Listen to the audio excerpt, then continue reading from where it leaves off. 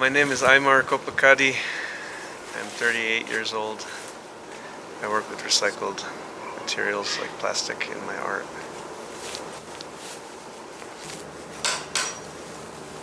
We went to a moving store to get the pallets that we changed into the heddles. Okay, so I imagined you here all night building a loom. I had no idea what this is going to look like. This is really cool.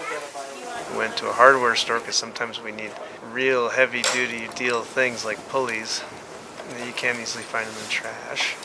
And then we went to a local supermarket to get all of their 1 day's worth of shrink wrap, with which we made the whole loom. And that was just 1 day's worth of their shrink wrap. Every day, that much shrink wrap comes to Santa Fe for one store. And that's kind of the larger picture, is like, the worst thing people can do is assume that big companies have taken care of this for them, and therefore we don't have to do our part. We all have to do our part. The city here in Santa Fe or in other places outlawing a plastic bag doesn't mean, oh, it's dealt with and I don't need to think about this. There's so many things where you could get lulled into a sense of reassuredness that it's all being dealt with, but then you've been ployed and you've been lured into this mass marketing thing where you just mindlessly continue consuming. And they don't want you to hear like, don't buy. I'm not saying don't buy. Go buy stuff. Just bring your own bag. Bring your own coffee mug. Refill things. Some of the spiritual lessons of my ancestors in Peru go that some of our essence, our spiritual essence, is on everything we've touched along the way in life. So if you follow that through to its logical conclusion, how many to-go cups have passed through your hands this year, 12 months? How many straws? And on and on and on. So it would take up the back of your car's worth.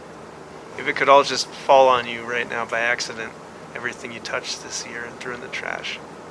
You know, how much of that should have gone into recycling instead of the trash, and now it's in the landfill instead of being turned into your next plastic cup. So it's an obsession, and it's not always comfortable, but it's more than a hobby, and it's good for people to think that way. It's important, and if more people thought that way, I wouldn't have to be so obsessed. Weaving because it's the closest way I had from my tradition in the Andes Mountains. It's the closest tradition I had with which to address the plastic. So it's the tool I chose. I've also done experiments where it's visual art with the plastic. So it's not just weaving, but weaving is the most obvious spot where I'm uniting past and present and future.